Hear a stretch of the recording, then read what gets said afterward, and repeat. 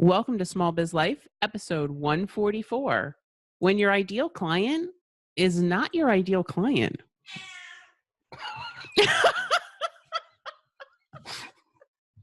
I guess I know which intro will be going into the podcast when it goes to the audio form. Welcome to another episode of Small Biz Life. My name is Kristin Ingram.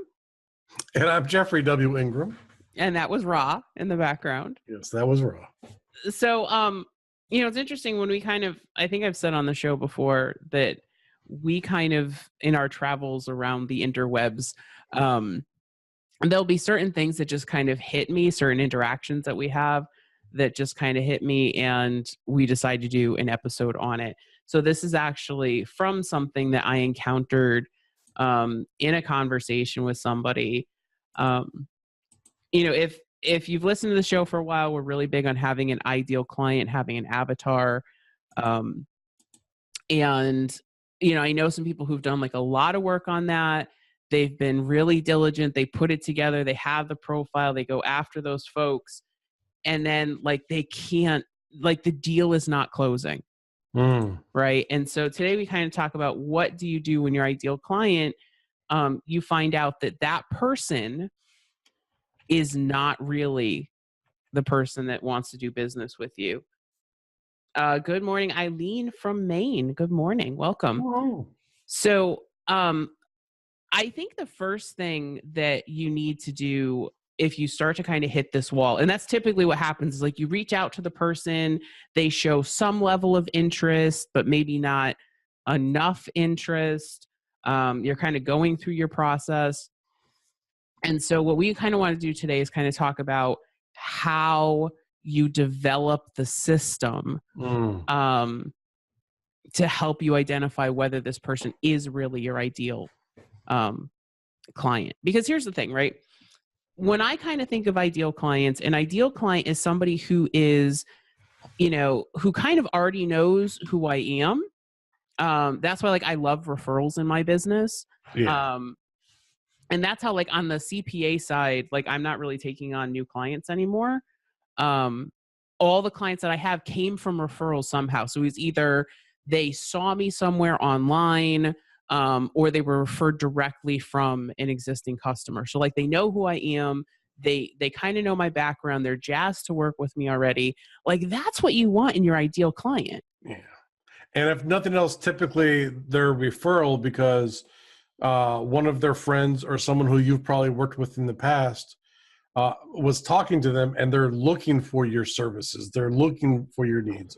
So you're getting someone that they know to say, this is the person I would go to if I was you. So that really helps identify that this person is really not only a potentially good client, it's someone who is actually actively probably looking at this point. Yeah, exactly. So we came up with this system sometime last year, and we taught this to HQ, and we kind of wanted to roll it out, for our larger audience. Jeff came up with this system called Markets. Mm-hmm. And this is a system to determine whether or not somebody is pre-qualified to work with you. Yeah. Okay. And some of these items are harder to identify than others.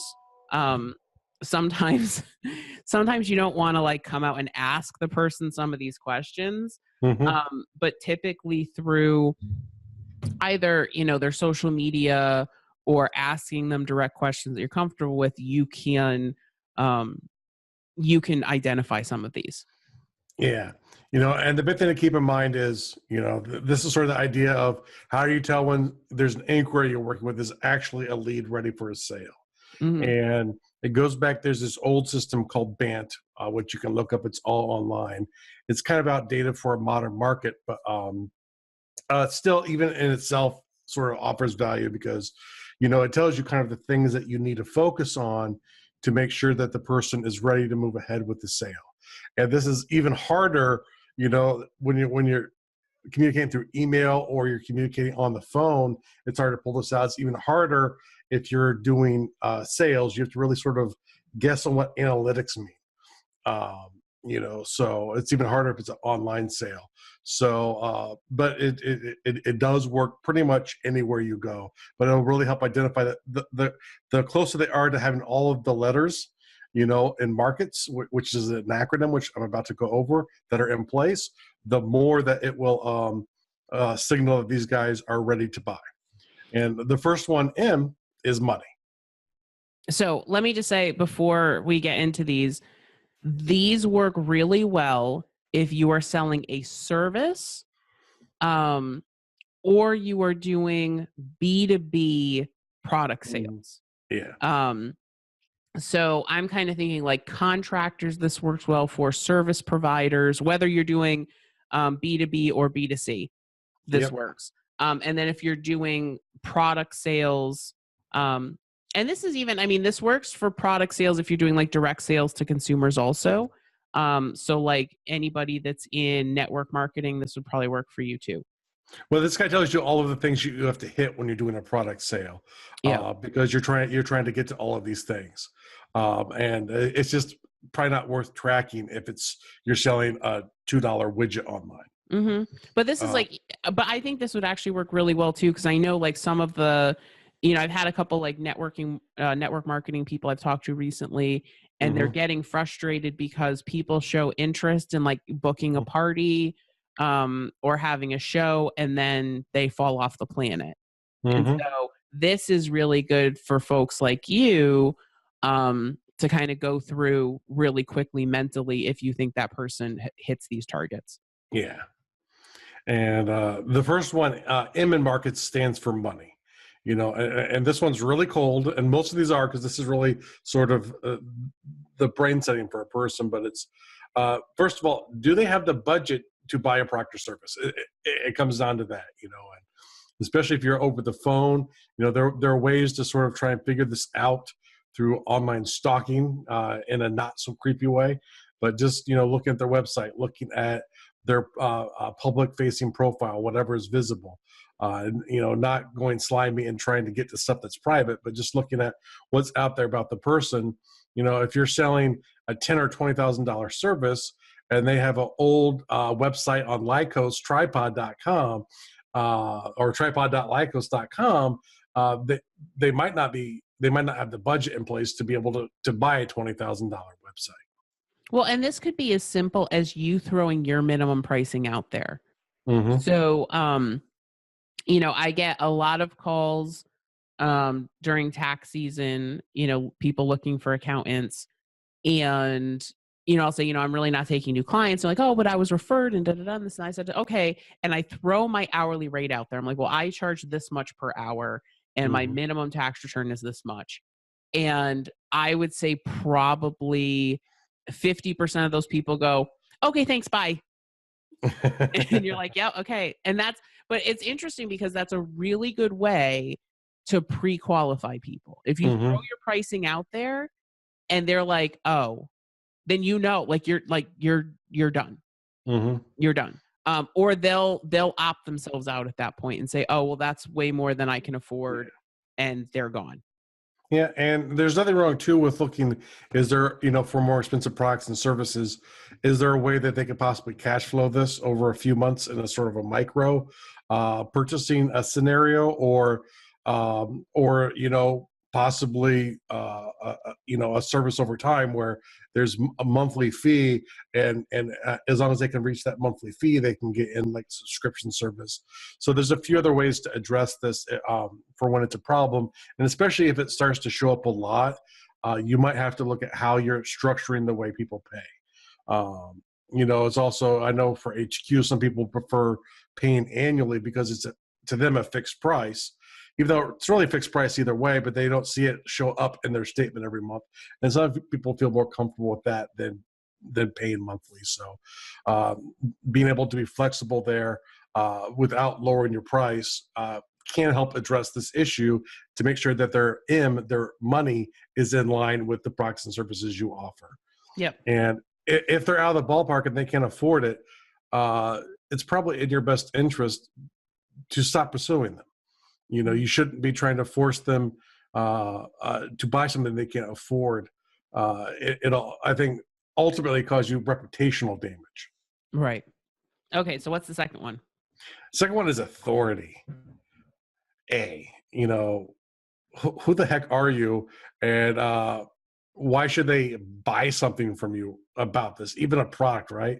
If I'm selling, let's say even like a John Deere lawnmower, what qualifies me to sell them the product? Obviously, being a licensed dealer would probably be one of them, but so you have to think about from that standpoint too, you know, and this is something you hear about all the time, especially in the information space. You know, people always talk about you have to build your authority. You know, it's like one of the reasons Chris and I talk about our backgrounds in information technology and in industrial engineering and in being a CPA and a business strategist. The reason we go into those things is to let people know more about us, to give ourselves authority. But it's not only something that you need in the information space, it's something people need everywhere. Especially if it's a unique service. I think this is much more important for a service. You know, I typically wouldn't question someone's ability to sell me a John Deere lawnmower if I'm looking for a John Deere lawnmower, if they have them to sell. But especially for services, I want to know why you think you're worth what you are. Especially someone like me who would seem like a red flag for me with anyone, because my budget is 22 cents for everything. And I balk whenever it goes over that price. You know, authority a lot is what brings me into line with what people's actual value is, which everyone's probably worth more than 22 cents an hour. I would hope. Yep.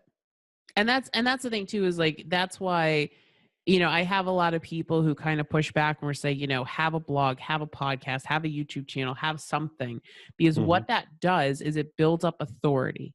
Mm-hmm. Right. And so like when people come to me and they want to work with me or they want to work with Jeff, we've already passed the authority test. Yeah. Right. Because they're either coming from us because they've listened to, you know, 144 episodes of Small Biz Life Mm-hmm. podcast, you know, or they've come through Accounting and Focus and they've watched my content there, or Mm-hmm. they've listened to Jeff's podcast, you know, which is 200 and something episodes. You Mm-hmm. know, they already know who we are, you know, we're authority in what we're talking about, and they don't have to, you know, that piece is sold already. Mm-hmm. That's why I'm a huge fan of having some sort of knowledge base that you put together. And this is also one of those reasons why it's really important to know who your target audience is, because this show, I need a bit more like actual authority to be speaking about stuff. But in the other show, World Builders Anvil, when I started doing that, I was just a guy passionate who liked talking about the process of world building. That alone in that space was good enough to give me authority. And then every time I reach and get more episodes in and I keep going, that is the authority that I have in the space. You know, there are award-winning, you know, authors who talk about world building. And you would think that they would massively have a lot more authority than me. And in ways they do, and they're going to attract a certain audience because of who they are. But there's so many people interested in the subject, and the mere fact that I can speak well to it and I'm passionate about it is enough to get people to engage with me and seek out my advice. Well, and the thing I thought was cool is kind of a little bit of a side, but we were watching, so E3 is going on. I think E3 might have ended yesterday, which is the electronic, you know, basically the big electronic conference. And I can't remember which one we were watching. I can't remember if it was Bethesda or Microsoft. It was Microsoft. It was actually both of them that this topic came up. But they kept talking about storytelling and world building. Mm-hmm. And I'm sitting on the couch with Jeff going, look, they're talking about world building, world building. Mm-hmm. They kept saying the name, you know, the term world building. And the desire for new worlds and the need for good storytelling and good worlds to keep creating all of this content that's going out there. So it's an exciting time to be a world builder if you're a world builder. That's right. But it's cool because, like, you know, when you Google world building, you know, Jeff comes up. So that's pretty neat. I like that. So I thought that was pretty cool. Okay. So, all right. So what's the next one?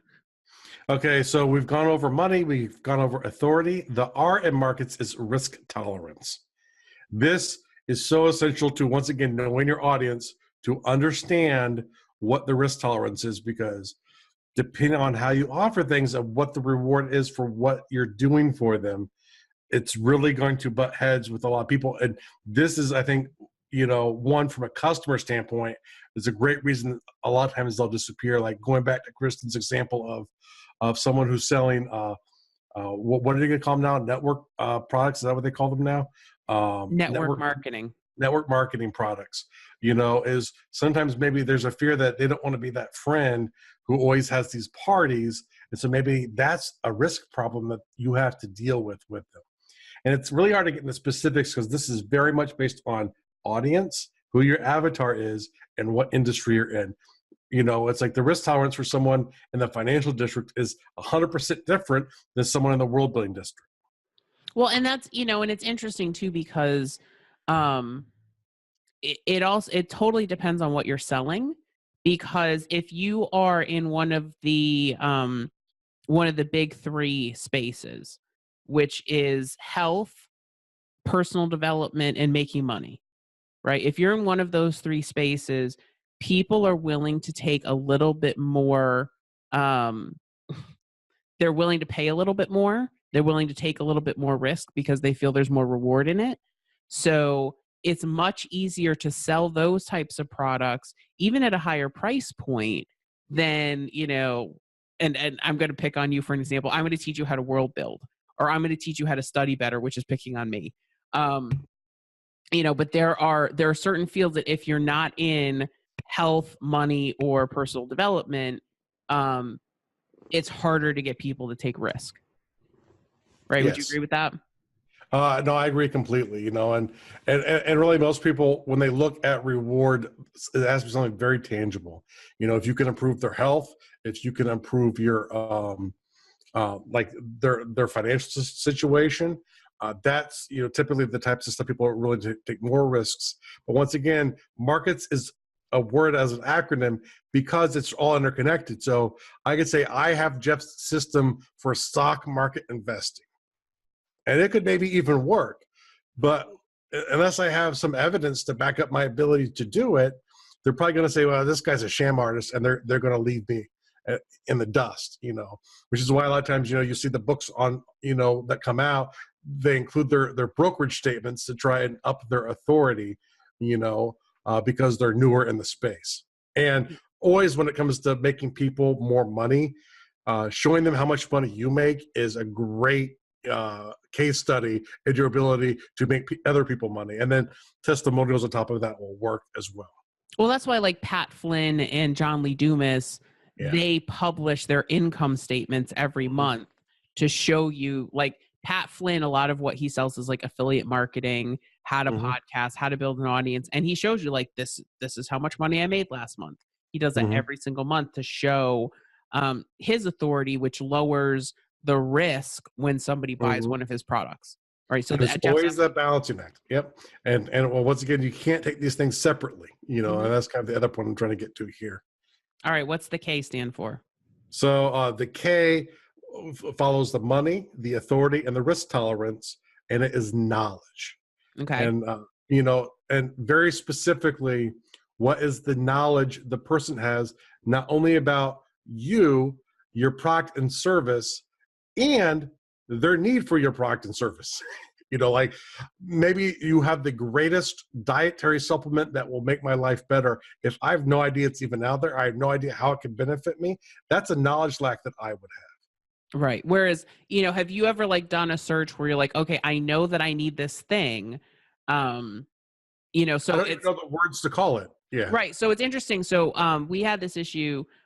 So I love our son. Our son has the Ingram head, and he has a large head for his size. Okay. Cry himself to sleep on his huge Bella. So he's in like the 99th percentile for his head. And so it's really tough for a baby to hold up a head like that. So he's having a little bit of issues. We had some flattening on the back of his head. And so I'm like, all right, what do we do? Like, I know I need a solution to fix this. I know that there's like pillows out there and stuff like that. And I know a lot of them, like they're not recommended. And, there's a whole big thing. So I knew I was looking for a solution, but I wasn't sure what that solution was. Yeah. Her knowledge base. That's the beginning of the knowledge base, right? Yeah, I know I need something. She knows there's something she does not know, but it makes it really hard to search for it. So that's one of the reasons why, once again, we go back to having something out there, especially if your service is niche, especially if your service is something that everyone doesn't necessarily need at all times. It's really important to have stuff out there because, maybe it's that video ad that you throw out there because she's a young mother, because young mothers might be needing this pillow. Not all of them, but some of them might need this pillow. So that's where marketing, can be used to kind of fix this, to get her the words to know that, oh, that's what I call that thing. And this person offers it. Let me go check out and learn more from them. And that's kind of where that, like, having that knowledge base comes in, because if you key in on the keywords that, that people are looking for, Mm-hmm. then it's more likely that they're going to land on your site and they're going to find, your solution as the solution they're looking for. And that's kind of why accounting in focus works so well, is Mm-hmm. because I used a lot of the keywords that I know the students are using because I'm in the classroom with them, and they don't always use the same terms that the textbook Woohoo! uses. Built-in market research. There you go. Exactly.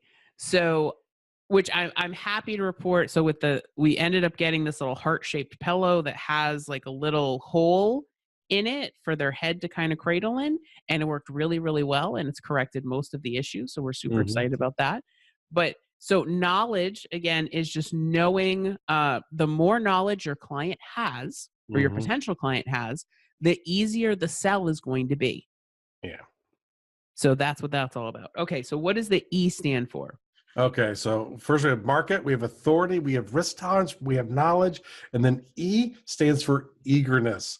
Really, really key. If you're going to have a hot lead, eagerness is going to be a part, one of the essential ones that are involved in it. And so, really, how eager are they to buy their product or service? Like, there are certain things I'm really eager to buy. There are other things that I might even know I really need, but I'm less, yeah, I'll do that after I do this. Yeah, I really need to get that taken care of, but just not today.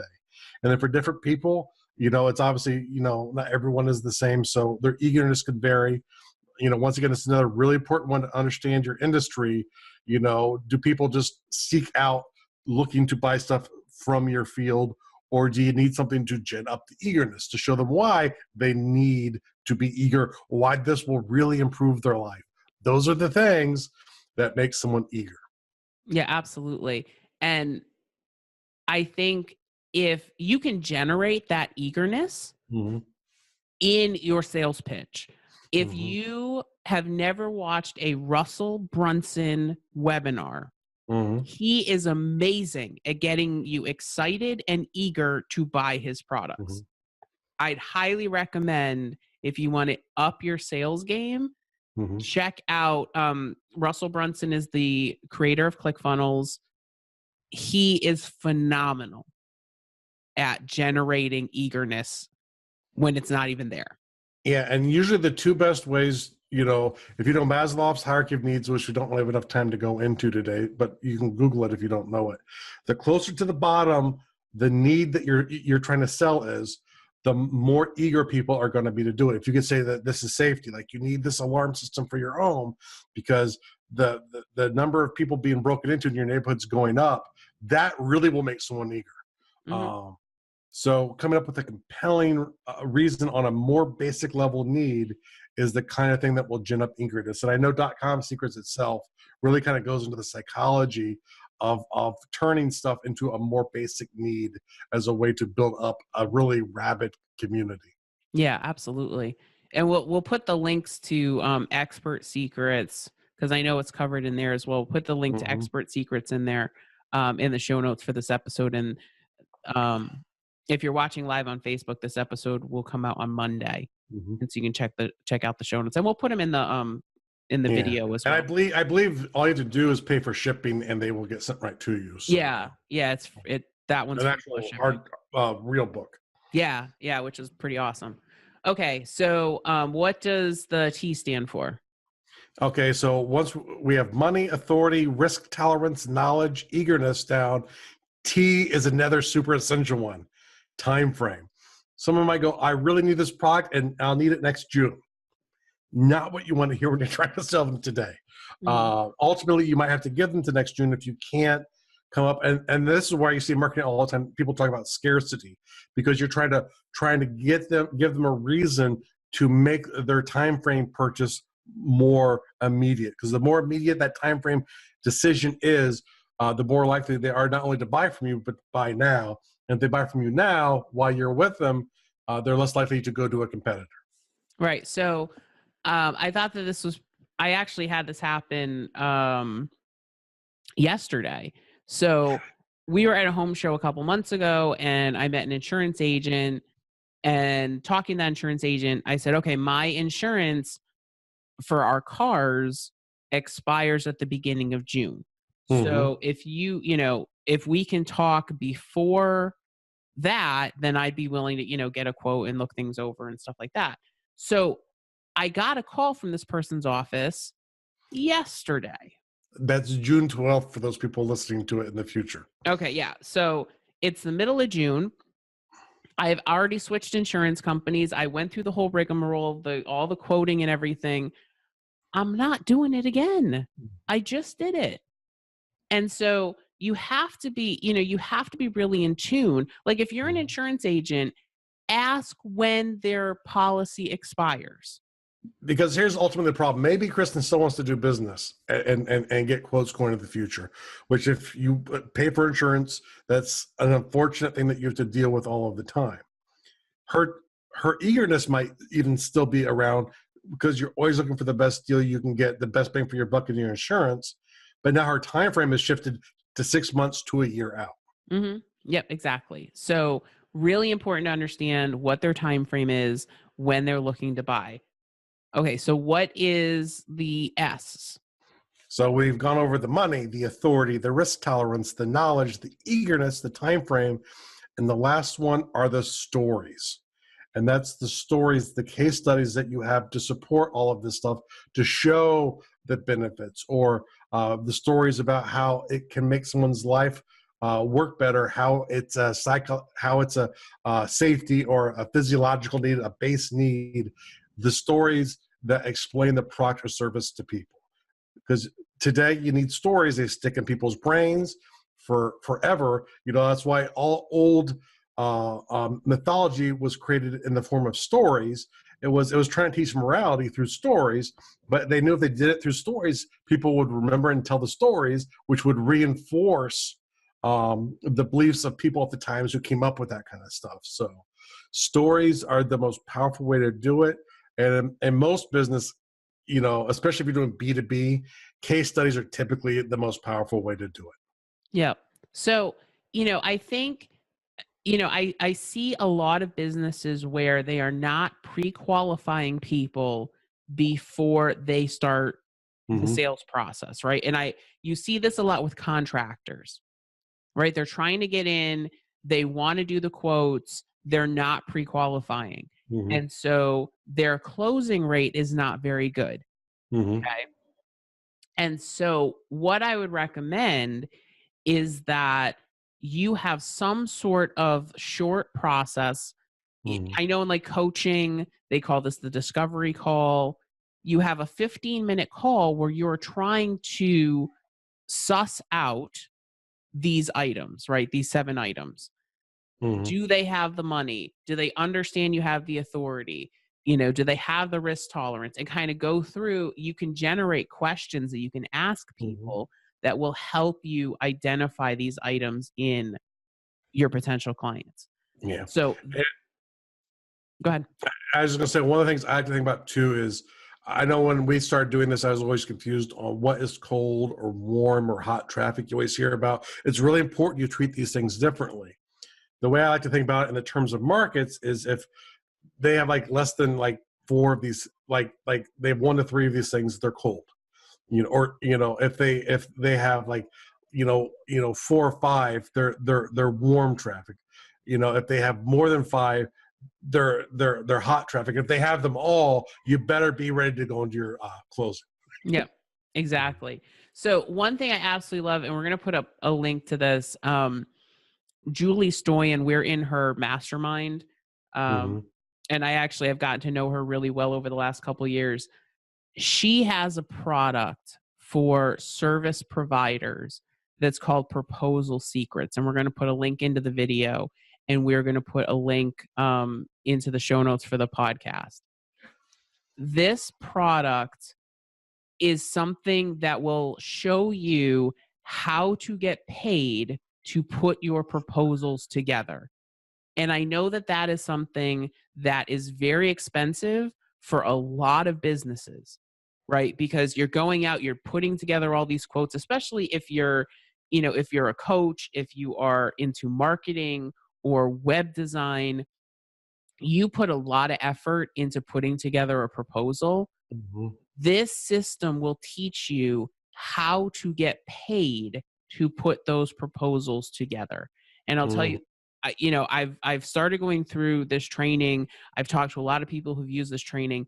This is gold. If you are a service Absolutely. provider, this is like a must do.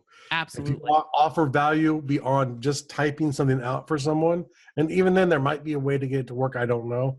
But if you're a VA and you see the behind the scenes of businesses, you can help them run better. Whatever it is, whatever that value you bring as a service provider, this will teach you to incorporate that and make money putting the proposals together. So you're not spending that hour of hard work hoping to get money from the person, and then you find out worst case scenario, they've taken what you've told them to do and they've found bits and pieces all over the internet to do it at cutthroat prices. It's easier to do that today. So to me, I see this as sort of an insurance policy to help you make more money. Yeah, absolutely. So we'll drop a link to Julie's webinar where she starts talking about this process, because it is amazing. Mhm. It is life changing for the people who are using it. So I hope that this episode was helpful for you, because there's nothing like more heartbreaking than chasing and chasing and chasing that ideal client, and they're not there, right? They're not the ideal client that you thought they were going to be. Mhm. And so hopefully, you will embrace this concept of markets. You will use this when you are evaluating whether a client is ready for you. And check out Proposal Secrets, because it is a really amazing product. So thank you guys so much for joining us, and we will see you next time.